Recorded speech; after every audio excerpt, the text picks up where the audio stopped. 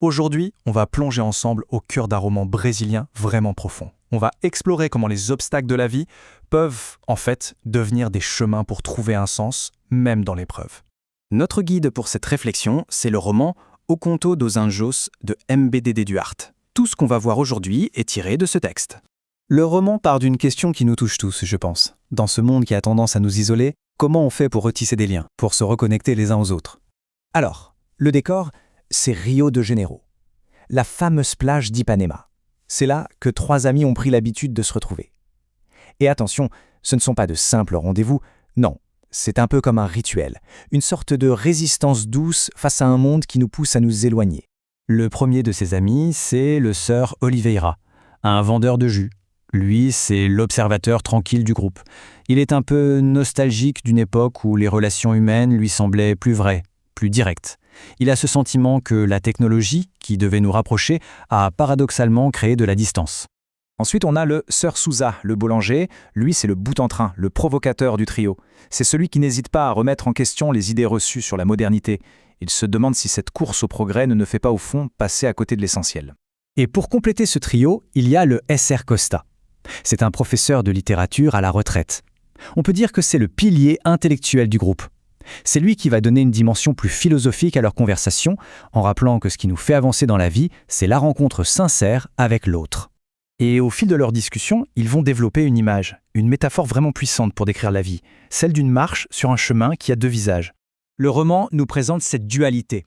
D'un côté, il y a le chemin doux, l'area macia. Imaginez marcher sur le sable chaud d'Ipanema. C'est le confort, la facilité, les petits plaisirs. Et de l'autre côté, il y a le Caminho com espinhos, le chemin épineux. Celui-là est plein d'obstacles, de difficultés, de douleurs. Il demande du courage.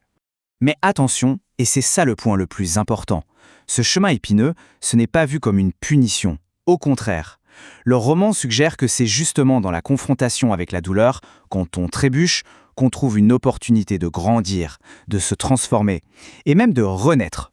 Et le livre va encore plus loin. Il explore une de ces épines qui est particulièrement vive, la façon dont les blessures familiales se transmettent, de génération en génération. On parle ici de ce qu'on appelle le traumatisme intergénérationnel. Le roman le décrit comme un cycle vicieux. Un cycle où les douleurs non guéries des parents finissent par être transmises, souvent inconsciemment, à leurs enfants. L'enfant devient alors, sans l'avoir choisi, une sorte de réceptacle pour les chagrins de sa famille. Et l'impact de tout ça, il est terrible. Ce n'est pas juste un peu de tristesse. Le livre parle d'une véritable injustice qui peut durer des générations et qui crée une atmosphère où cette idée de renaissance dont parlent les amis semble complètement hors de portée. C'est à ce moment précis de la discussion que tout bascule. Au milieu de cette réflexion très profonde, un souvenir bien particulier refait surface dans la mémoire de Sir Costa. Et ce souvenir va tout changer. Ce souvenir, c'est celui d'un petit garçon. Sir Costa se le remémore avec une clarté incroyable. Un enfant qui semblait très pauvre, affamé, mais dont la simple présence dégageait une force, une gravité presque palpable.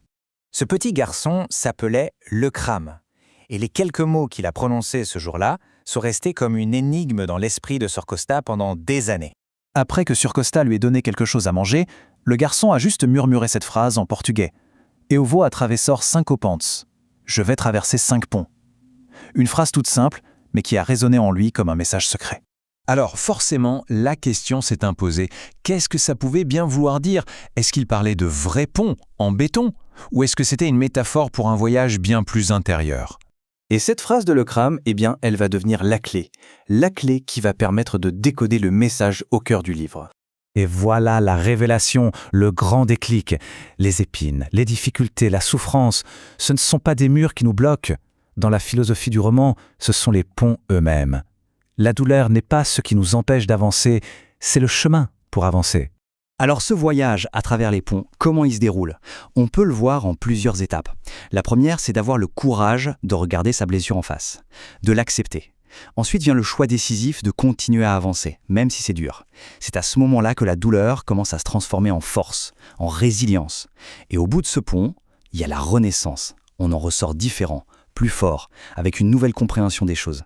Cette citation résume parfaitement l'idée. Une chute, ce n'est jamais la fin. C'est plutôt le point de départ d'un nouveau voyage. Chaque obstacle n'est pas là pour nous abattre, mais pour nous donner une chance de nous reconstruire en mieux. Et c'est fou de se dire que toute cette philosophie part d'un simple chiffre, 5. Un mot dit par un enfant dans la misère qui devient le symbole d'un parcours universel.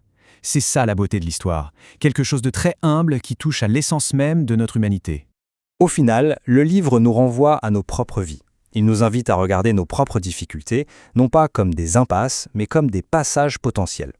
Alors la question reste, quelles sont les épines sur notre chemin et surtout quel pont nous offre-t-elle la chance de traverser ?